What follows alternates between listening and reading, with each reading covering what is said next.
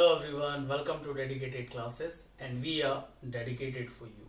Introduction video class 10th के लिए exercise 3.6 आप सब ने देखी होगी। आप सबको बिल्कुल अच्छे से कॉन्सेप्ट क्लियर हो गया होगा। सॉल्यूशन का फर्स्ट पार्ट अपलोड कर चुका हूँ एंड आई होप सो कि आप सब सॉल्व कर चुके होंगे।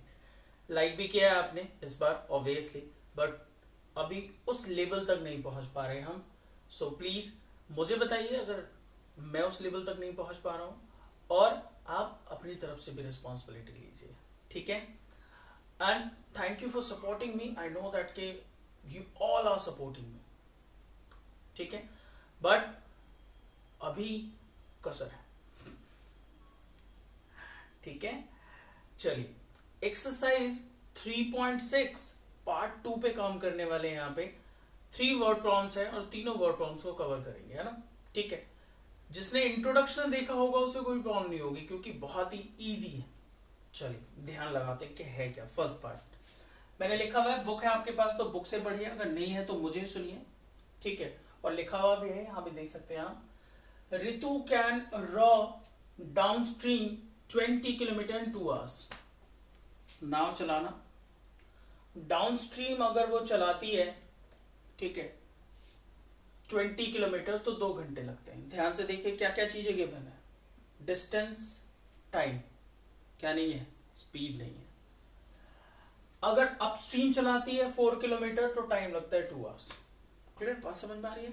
तो एक बात तो बिल्कुल क्लियर है कि डाउन स्ट्रीम अपस्ट्रीम चलना है हमें, तो हमें 2 चीजों की स्पीड चाहिए होगी, एक बोट की स्टिल वाटर में और एक करंट की स्पीड। वही दोनों आपसे पूछ रहा है, तो दोनों को लेट करते हैं, ठीक है।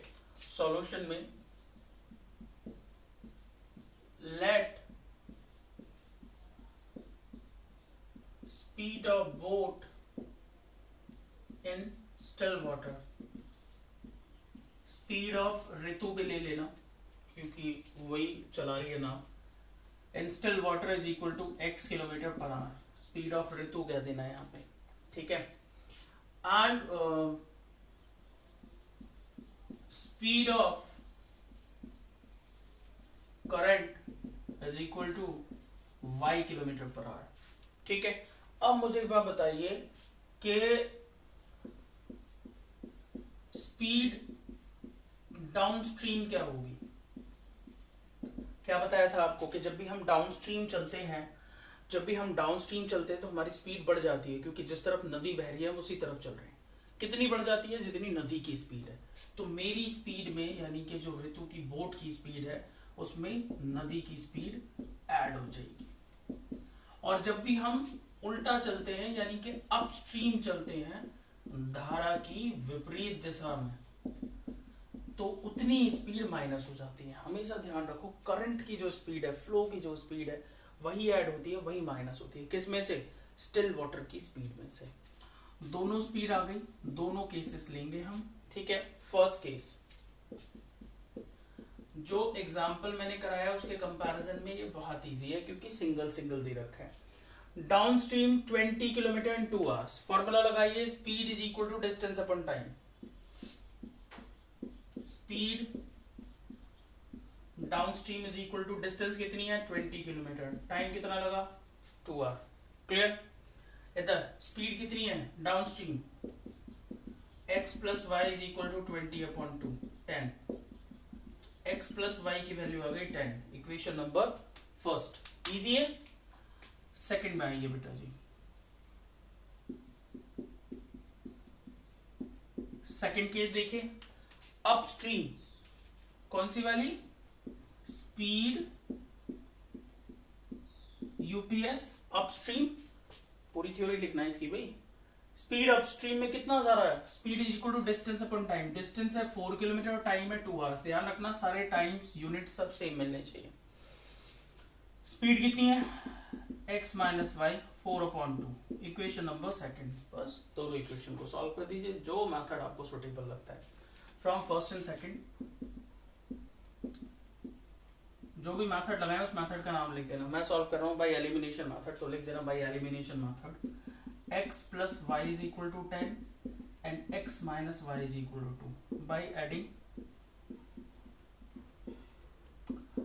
y and y cancelled, x plus x 2x, 10 plus 2 12, and x is equal to 12/2।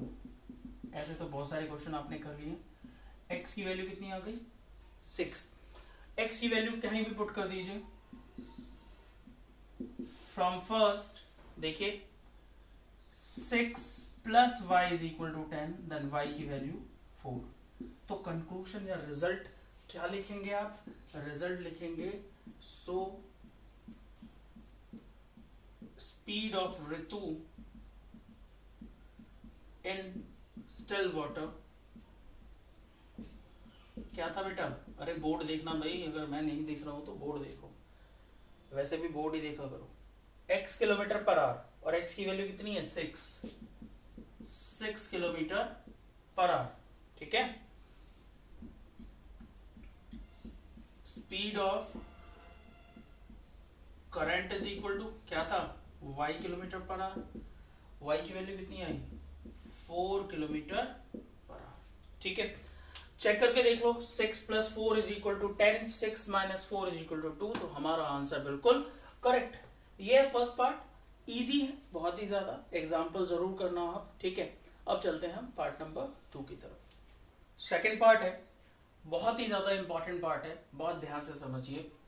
2 women and 5 men can together finish an embroidery work in 4 days। कोई भी एक पीस ऑफ वर्क है, ठीक है, जिसको अगर 2 वुमेन और 5 मैन मिलके करते हैं तो काम कितने दिनों में खत्म होता है 4 डेज में खत्म होता है। while 3 वुमेन एंड 6 मैन अगर ये क्वांटिटी चेंज कर दें can finish it in 3 days, तो काम कितने दिनों में खत्म हो जाता है 3 डेज में। ये कुल मिला के 2 कंडीशंस। मैंने आपको बताया था कि अगर कोई अकेला इंसान किसी काम को x डेज में खत्म करता है तो उसका 1 डे का वर्क होता है 1/x। यहां पे कह रहा है find time taken by 1 woman and alone to finish the work and also that taken by 1 man. यानी कि एक आदमी अकेला उस काम को करे तो कितने दिनों में खत्म कर लेगा, और एक औरत यानी कि वुमेन अगर उसी काम को करे तो कितने दिनों में खत्म कर लेगी, ठीक है। लेट करते हैं यही चीज, late a man can finish the work alone in x days and 1 woman लिख देना, 1 woman can finish the work in y days। ध्यान से समझिए, आदमी करता है x दिन में खत्म और जो वुमेन है वो करती है y डे में खत्म, ठीक है। मेरी बात बहुत ध्यान से सुनिए, यानी कि एक आदमी का एक दिन का काम कितना हुआ 1/x, एक वुमेन का एक दिन का काम कितना हुआ 1/y। कितने आदमी लगे हुए थे पहले केस में 2 वुमेन, यानी कि 2 मल्टीप्लाई 1/y, एक का जितना काम है उसका अपॉन में, है ना, 2 मल्टीप्लाई 1/y। 5 मैन यानी कि 5 मल्टीप्लाई 1/x, है ना। अगर दोनों मिलके काम खत्म करते हैं तो काम कितने दिन में खत्म होता था 4। तो एक दिन में कितना हिस्सा किया होगा उन्होंने 1/4। यही बात तो समझाई थी आपको इंट्रोडक्शन में। काम अगर 4 दिन में खत्म हुआ तो एक दिन में कितना हिस्सा हुआ होगा 1/4 हुआ होगा। कोई आफत आ रही है? बिल्कुल नहीं, बहुत ध्यान से समझिए। आप चाहे यहाँ पे तो वुमेन का x लेट कर लीजिए और मैन का y लेट कर लीजिए, जिससे इक्वेशन x y के फॉर्म में बने। कभी आपको लगे कि उल्टी बन रही है तो आप इस तरीके से कर लीजिए इसको चीज, ठीक है। वैसे तो फर्क कोई नहीं पड़ता, वेरिएबल है। तो यहाँ वुमेन कर लीजिए और यहाँ पे मैन कर लीजिए, ठीक है, क्लियर है। अब देखो work done by 1 women in 1 day is equal to 1/x। x days में खत्म करती हैं तो एक दिन में कितना काम होगा 1/x। ध्यान से सुनिएगा, work done by 1 man in 1 day is equal to 1/y। Clear है यहां तक? ये मेंशन करना जरूरी है। अब फर्स्ट केस में आ जाइए। फर्स्ट केस कितनी वुमेन है? 2 वुमेन। एक वुमेन का काम कितना है 1/x, तो 2 वुमेन का काम कितना होगा 2 × 1/x। ठीक है, एक दिन का। प्लस 5 मैन, एक मैन का काम कितना है 1/y, तो 5 मैन का कितना होगा 5 × 1/y। क्लियर हो रहा है? अब दोनों ने मिलके एक दिन में खत्म किया। ये काम कितना हुआ एक दिन का, और एक दिन में कितना काम हुआ होगा, काम कितने दिन में खत्म हुआ था 4 डेज में। तो 1 डे में कितना होता है? इंट्रोडक्शन वीडियो देख लीजिए, बहुत ध्यान से समझाया आपको लास्ट में, है ना, बिल्कुल आसानी से समझ में आ जाएगा। ये एक इक्वेशन बन गई। लेट्स से ये इक्वेशन नंबर फर्स्ट। अब सेकंड केस में आइए। कैपेसिटी तो वही है सेम, कि वुमेन जो है x डेज में ही कर रही है फिनिश, और मैन जो है वो y डेज में ही कर रही है फिनिश। अब यहाँ पे जस्ट अलग अलग ही तो चेंज हुए है ना, वुमेन बढ़ा दिए मैन बढ़ा दिए। तो अब क्या हो रहा है देखो, 3 वुमेन, 1 वुमेन का काम एक दिन का 1/x, 3 का कितना 3 × 1/x। भाई ये सारी बातें समझ में आ रही होंगी आपको, समझाया हुआ पहले। 6 मैन 6 × 1/y। क्लियर है? और काम खत्म हो गया कितने दिनों में 3 डेज में। बहुत ध्यान से, कितने दिनों में 3 डेज में। तो एक दिन का काम कितना 1/3। मैंने एक बिल्कुल फॉर्मूला लिखवाया था आपको, that work done in 1 day is equal to 1/टोटल डेज या टोटल टाइम, है ना। इसी फॉर्मूले के अकॉर्डिंग अगर x डेज में कोई खत्म करता है तो एक दिन का काम कितना हुआ उसका 1/x।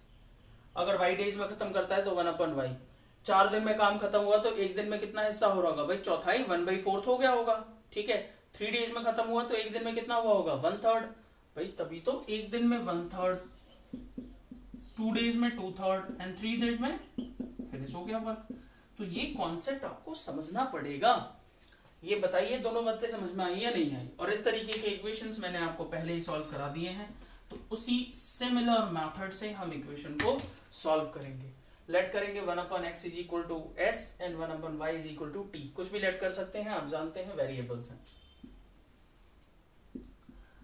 लेट किया 1/x is equal to s and 1/y is equal to t। Question number 3। ठीक है, now from first and second, from first and second it is clear that करिए 2s plus 5t is equal to 1/4। चाहो तो cross multiply कर लो अगर आपकी बहुत ज्यादा इच्छा हो रही हो तो। 3s plus 6t is equal to 1/3। ये फोर्थ लेट कर लेता हूं और ये फिफ्थ। सो दोनों इक्वेशंस को सॉल्व करने के लिए multiply equation second by 3 and by third by 2। दोनों के s के कोएफिशिएंट इक्वल हो जाएंगे। करिए multiply. Multiply equation second by 3 and third by fourth. करिए बेटा जी। 6x 15t 3/4 नीचे करिए। 6x 12t 2/3 सबट्रैक्ट कर दीजिए। माइनस माइनस माइनस, इससे ये कैंसिल। 15 माइनस 12 3t इधर करिए। 3/4 माइनस 2/3 12 आएगा एलसीएम। 3 की मल्टीप्लाई 4 की multiply 3t is equal to 1/12 and t is equal to multiplication में 3 नीचे ले जाइए, कितना आएगा 1/36। ये t की वैल्यू किसी भी इक्वेशन में डाल लीजिए, फर्स्ट में या सेकंड में, सॉरी सेकंड में या थर्ड में। थर्ड में इजी होगी मेरे ख्याल से। भाई इतना तो कॉमन सेंस लगाना पड़ेगा ना आपको। आप भी जानते हैं क्यों कह रहा हूं, क्योंकि 6 से 36 कैंसिल हो जाएगा, नंबर छोटा आ जाएगा। 3s is equal to 1/3 minus 1/6। LCM ले लीजिए। 6 2 minus 1 3s is equal to 1/6 and नीचे ले जाके पहुंचाइए 1/18। किसकी वैल्यू आ गई s की। आपको किसकी चाहिए, x की और y की। तो आपको किसकी वैल्यू चाहिए थी, x एंड y की। तो इक्वेशन नंबर फर्स्ट से देखते हैं। फ्रॉम फर्स्ट देखिए 1/x = s, ठीक है, और s की वैल्यू कितनी है 1/18। रेसिप्रोकल करिए, x = 18। Similarly 1/y = t, 1/y t की वैल्यू कितनी है 1/36, तो y की वैल्यू कितनी है 36। x किसके लिए लेट किया था आपने, वुमेन के लिए, एंड y किसके लिए लेट किया था आपने, मैन के लिए। लास्ट में आंसर मत गलत कर देना। So a woman can complete the given work alone in 18 days and man can complete it in 36 days। ठीक है बेटा जी, समझ आ गया होगा। थर्ड पार्ट है that Ruhi travels 300 kilometre to her home partially by train and bus। कुछ distance train से and कुछ डिस्टेंस बस से, पार्शली जाती है। She takes 4 hours if she travels 60 kilometre by train and remaining by bus। First case पे ध्यान लगाइए, 4 घंटे लगते हैं, 60 किलोमीटर जाती है वो ट्रेन से और बाकी की बस से जाती है। ठीक है, चलिए डिस्टेंस दे दिया है, टाइम दे दिया है, स्पीड नहीं है, स्पीड पे बात करेंगे। If she travels 100 kilometre by train and the remaining by bus, she takes 10 minute longer। अगर 100 किलोमीटर जाती ट्रेन से और बाकी के बस से जाती तो उसे 10 मिनट ज्यादा लगती। दोनों की स्पीड निकालनी है अलग अलग, ट्रेन की और बस की। तो उन्हीं दोनों को हमें क्या करना है, लेट करना है। देखिए ध्यान से, late speed of train x kilometre per our and speed of bus is equal to y kilometre per our. First case ध्यान से देखिए बेटा, बहुत ध्यान से। फर्स्ट केस में पूरी थ्योरी लिखना, distance travel by Ruhi by train. मैं यहाँ डिस्टेंस और ब्रैकेट में ट्रेन लिख देता हूं। कितनी है 60 किलोमीटर। सो डिस्टेंस बस कितनी आएगी, टोटल कितनी थी 300 में से 60 माइनस कर लो, कितना आ गया 240 किलोमीटर। ओरली पता चलता है, इसमें क्या है। तो दोनों की डिस्टेंस आ गई। टोटल टाइम पता है आपको, भाई ये पता है आपको कि टाइम कितना कितना लगने वाला है, दोनों को ऐड करके 4 आवर्स लगने वाला है। दोनों की सेपरेट टाइम नहीं पता, दोनों का सेपरेट टाइम निकालते हैं। टाइम जब वो ट्रेन से जाए, थ्योरी लिखनी है इनकी, ध्यान रखना। टाइम इज इक्वल टू क्या फॉर्मूला है, डिस्टेंस अपॉन स्पीड। कितनी डिस्टेंस है ट्रेन से 60, स्पीड क्या है ट्रेन की x, clear, hours. Okay, time कब, जब वो बस से जाए। ठीक है, तो लेट्स से ये T1 है और ये T2 है, कोई प्रॉब्लम है ही नहीं। चलिए कितनी डिस्टेंस आ रही है बस से बेटा जी 240, क्या स्पीड है बस की y आवर्स। अब अकॉर्डिंग टू द क्वेश्चन दोनों टाइम को ऐड करके, यानी कि ट्रेन का टाइम प्लस बस का टाइम, टोटल कितना है 4 आवर्स। सही है, देखिए ट्रेन का टाइम कितना है 60/x, बस का टाइम कितना है 240/y इज इक्वल टू 4। ये बन गई आपकी इक्वेशन नंबर फर्स्ट। कोई प्रॉब्लम नहीं होगी, बिल्कुल आसानी से आपके समझ में आएगा जब ये फॉर्मूला याद रखें आप। Time is equal to distance upon speed. Quantities देख लिया करें क्या क्या है और क्या नहीं है। सेकंड केस देखते हैं। सेकंड केस में डिस्टेंस बाय बस, डिस्टेंस बाय बस कितना है 100 किलोमीटर। चलिए, तो डिस्टेंस बाय ट्रेन कितनी आई 300 माइनस 100 कितना आ गया 200 किलोमीटर। सही है। लेट्स से कि T3 कोई टाइम लगता है टाइम किससे? ट्रेन से। ठीक है बेटा जी, क्लियर। T3 ट्रेन से, क्या formula? Distance upon speed. 100 kilometre गई ना इस बार, और स्पीड तो वही है बेटा जी, करेक्ट है ना। T4 टाइम किससे? बस से। सेकंड केस में कितना जाती है? 200 किलोमीटर जा रही है वो, और स्पीड क्या है ट्रेन की? y। तो ये भी क्या हो गया? hours। अब इन दोनों को अगर आप ऐड करते हो, T3 प्लस T4, यानी कि बस का समय, ट्रेन का समय, दोनों को ऐड करो तो 4 मिनट्स लॉन्गर आने चाहिए। क्या? T3 plus T4 is equal to 4 hours plus 4 minutes. कोई कंफ्यूजन? सॉरी, 10 मिनट्स, यही कंफ्यूजन होगी। 10 मिनट एक्स्ट्रा लग रहे थे ना, 4 आवर्स एंड 10 मिनट्स। देखिए बेटा, T3 100 upon x, 200 upon y, 4 hours and 10 minute को कन्वर्ट करो, 10 अपॉन 60, 1 अपॉन 6, 24 अपॉन 5 आवर्स। अरे कर लोगे ना, 6 4 जा 24 और 1 25 अपॉन 6 आवर्स। बेटा देखो, 10 मिनट को मैंने आवर्स में बना दिया, 1/6, और 1/6 को 4 में ऐड कर दिया, कितना आ गया? 25 अपॉन 6 आवर्स आया ना। क्लियर है? टाइम सारा आवर में लेना है, क्योंकि ऊपर से नीचे तक सारी क्वांटिटीज में यूनिट सेम होनी चाहिए। चलिए, ये बन गई आपकी इक्वेशन नंबर सेकंड। अब इनको सॉल्व करेंगे, इनको नोट करिए आप फटाफट। मैंने अपन y दिखाई दे रहा होगा आपको। इन्हीं कॉमन वेरिएबल्स को लेट कर लेते हैं। Let 1 upon x is equal to s and 1 upon y is equal to t. ये मैंने फर्स्ट पार्ट में, इंट्रो में आपको, सॉल्यूशन पार्ट के फर्स्ट में आपको सिखा दिया है। देखिए, 1 अपॉन एक्स को एस, ठीक है, जो थ्योरीज लिखवाई है लिख देना, given from equation first and second. 240 1 upon y को t is equal to 4। Equation number let से फोर्थ बन गया। Similarly 100 s plus